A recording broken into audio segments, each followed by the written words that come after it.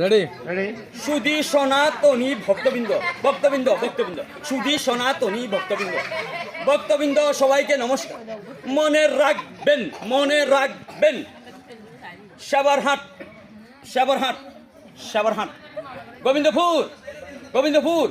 গোবিন্দপুর লোকনাথ মন্দিরে 9 চৈত্র থেকে 13 চৈত্র পর্যন্ত 24 মার্চ থেকে 28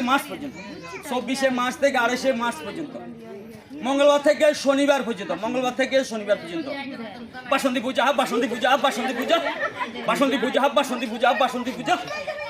আপনাদের সবাই 16 আনা নিমন্ত্রণ প্রসাদ নেবেন পূজা দেখবেন